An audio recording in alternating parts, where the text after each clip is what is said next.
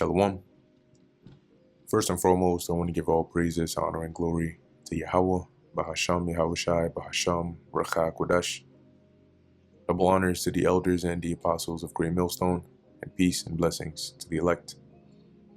And today we're going to go into the book of 1 Kings, the 13th chapter. And in this chapter, it continues on with the reign of Jeroboam and the wickedness that he continued to do. And a message that the Lord had, prophesied concerning Josiah that would come about in the future, right? So this is 1 Kings chapter 13, verse 1. And behold, there came a man of God out of Judah by the word of the Lord Yahweh unto Bethel. And Jeroboam stood by the altar to burn incense. And remember, when we read in the 12th chapter, the two places that Jeroboam built the altar was Bethel, and I think Dan was the other one. Let's take a look here. Bethel. Yep, he put one of the altars, the golden calves, actually in Bethel and one in Dan, and then they would sacrifice onto them and so on. Verse 2. Or continuing here, and Jeroboam stood by the altar to burn incense, and he cried against the altar in the word of the Lord Yahweh, this being the man of God, and said, O altar, altar, thus saith the Lord Yahweh, behold, a child shall be born unto the house of David, Josiah by name. And upon thee shall he offer the priests of the high places that burn incense upon thee, and men's bones shall be burnt upon thee. And this is to say that Josiah, which is King Josiah that you read about in the book of Kings, that later on comes through the line of Judah, right, the house of David, he ends up cleansing the land, slaying the priests, tearing down the altar, and that's what is being referred to here by the man of God here. Okay. Verse 3, and he gave a sign the same day, saying that this is the sign which the Lord Yahweh hath spoken. Behold, the altar shall be rent, and the ashes that are upon it shall be poured out. And this sign was to happen that same day, and it would be proof, okay, to say that by this the prophecy that I have made concerning Josiah will come to pass. And it came to pass when King Jeroboam heard the saying of the man of God, that he cried against the altar in Bethel, that he put forth his hand from the altar, because remember, he was offering incense, Jeroboam that is, right?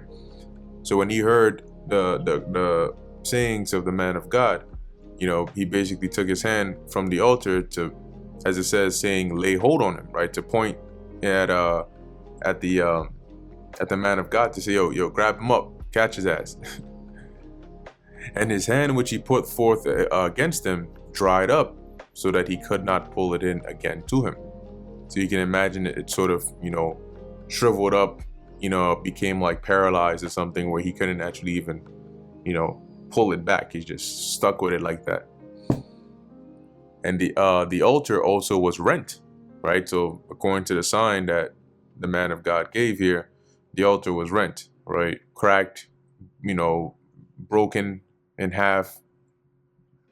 And the ashes poured out from the altar according to the sign which the man of God had given by the word of the Lord Yahweh. And the king answered and said unto the man of God, entreat now the face of the Lord Yahweh thy God, and pray for me, that my hand may be restored me again. So now, after seeing that sign, he got scared. He got scared, right? His hand is messed up, and now what the man of God was saying just happened. So now he's basically beseeching, begging him to pray for him.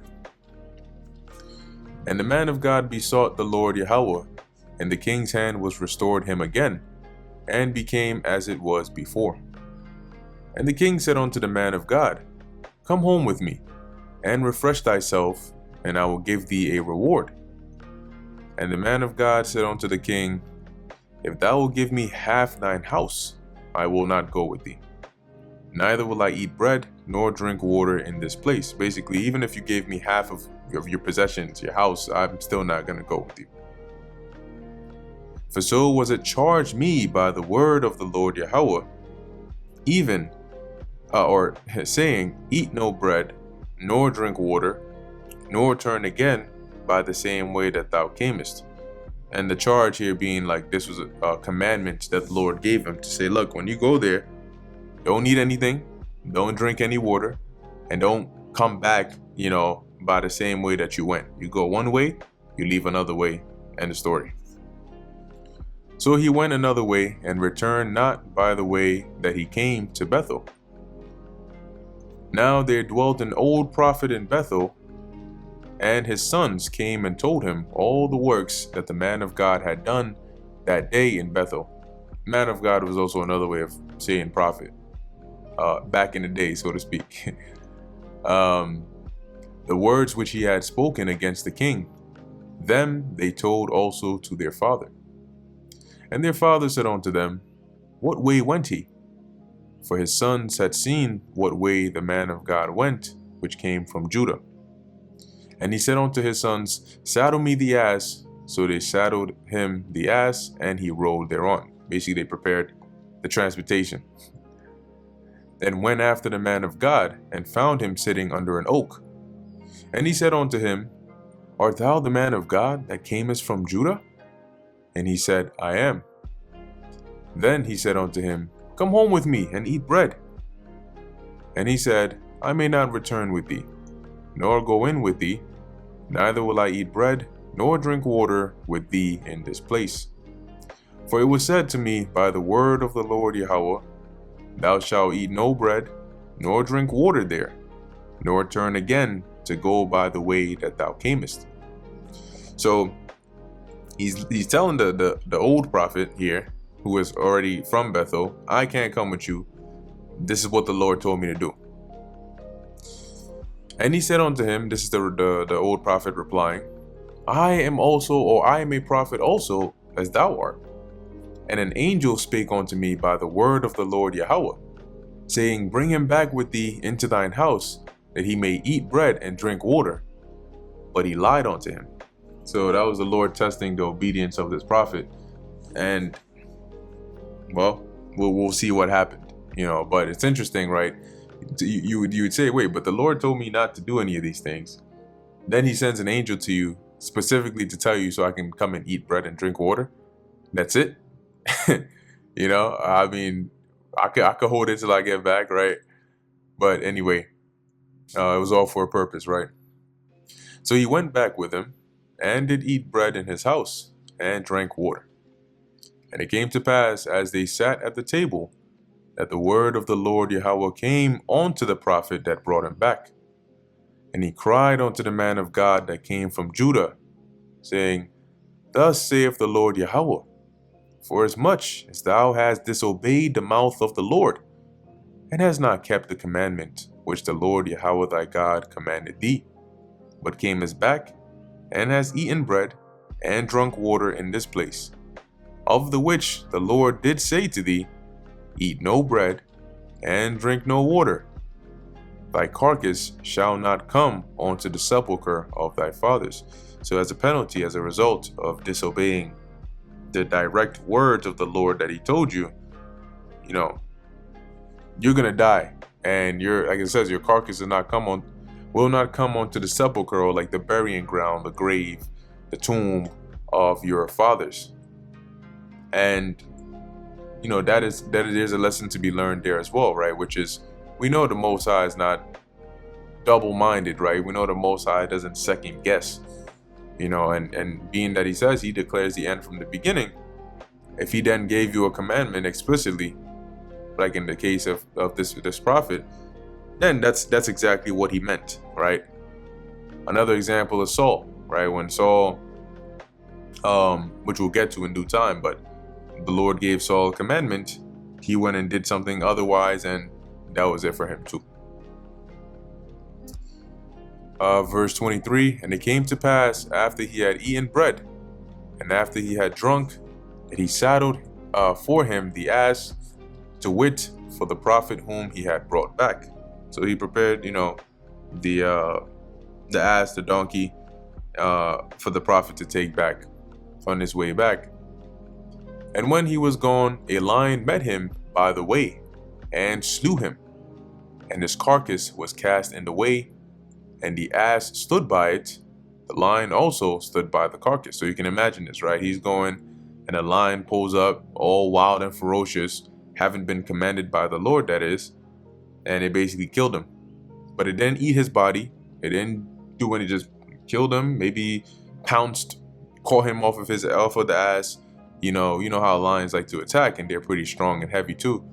So they go for the neck area, cut off your oxygen and all of that, and probably just held him down and whatnot. Who knows? But now imagine this sight. There's a lion there, probably at this point crouched there, wagging his tail or something. There's the ass that that this prophet was taken back, and then there's his dead body, and they're just all there. Verse 25, and behold, men passed by and saw the carcass in the way, or the carcass cast in the way, and the lion standing by the carcass. So I guess he wasn't crouching. And they came and told it in the city where the old prophet dwelt, because this was like people talked about it, like, yo, did you see that? Like, yo, there's a lion right there, the dead body, and the ass, and they're all just there. Verse 26, and when the prophet that brought him back from the way heard thereof, he said, it is the man of God who was disobedient unto the word of the Lord. Therefore the Lord hath delivered him unto the lion, which hath torn him and slain him, according to the word of the Lord Yahweh, which he spake unto him. And he spake to his sons, saying, saddle me the ass. And they saddled him. And he went and found his carcass cast in the way, and the ass and the lion standing by the carcass. The lion had not eaten the carcass, nor torn the ass. And lions, they're as they're called, king of the jungle. In the normal state of affairs, that ass would have been gone. And the prophet took up the carcass of the man of God, and laid it upon the ass, and brought it back. And the old prophet came to the city to mourn and to bury him. And he laid his carcass in his own grave. And they mourned over him, saying, alas, my brother. And it came to pass after he had buried him, that he spake to his sons, saying, when I am dead, bury me in the sepulchre wherein the man of God is buried. Lay my bones beside his bones. Now you might think, but why is he mourning? I mean, isn't he the one who went and deceived them and lied to him? But then again, right? Let's look at what's going on here. There's a prophet or a man of God that has specific instructions from the Lord. And as he's on his way doing what he's doing, the spirit of the Lord comes to another prophet and tells him, I want you to go and deceive this guy. Tell him to come back. What you tell him, an angel, told you to bring him back, and so on.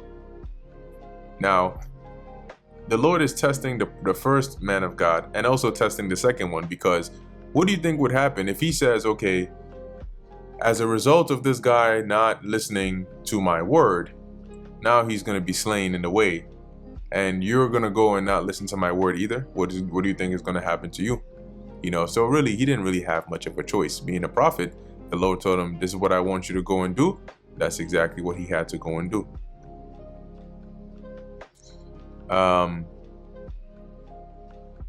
Verse 32, for the saying which he cried. So the old prophet is telling his sons here, right, that, we're going to bury this guy in my grave, my sepulcher, because usually that's what would happen, right? They would either buy land or a cave or somewhere that they could prepare as their burying place. And so when it was time for them to pass, that's where they would request to be buried, where their bones eventually would stay. And then it would sort of become a place where their sons, okay, bury me over here with my fathers, bury me over here with my fathers. And it would sort of be like that. Obviously today, not the case, but that's sort of how it was. So he says, my burying place that I've prepared, bury the man of God over there. And when I die, bury me there as well. For the saying which he cried by the word of the Lord against the altar in Bethel, and against all the houses of the high places which are in the cities of Samaria, shall surely come to pass. So he reaffirmed the things that the first prophet had prophesied about Josiah coming up and, you know, offering the bones of the wicked priests upon those altars and basically tearing that down and all of that. So he reaffirmed that, saying, yeah, that's going to happen. Verse 33, after this thing, Jeroboam returned not from his evil way, but made again of the lowest of the people, the lowest meaning the base, these are worthless people, of the people, priests of the high places. Whosoever would, he consecrated him, and he became one of the priests of the high places. And then, mind you, these are high places where they were worshiping idols, committing, like, this is like some deep, high level idolatry. And this thing became sin unto the house of Jeroboam, even to cut it off and to destroy it from off the face of the earth. And what that means is the Lord set it up to where eventually, right, Jeroboam's, when it says his house, it means his descendants. So if he had any sons, they would eventually be slain, and that his lineage would stop going on, meaning like Jeroboam, he dies, but he had a son. Okay, so his son then has a son, and then that's all gonna stop, right? Either by his son dying before he has before his son is able to have offspring, or whatnot. But that brings us to the end of the book of 1 Kings, the 13th chapter. So Lord willing, this was edifying to the elect. In closing, I want to give all praises, honor, and glory to Yahweh, Bahasham, Yahushai, Bahasham, Rachak Kodash. And until next time, Shalom.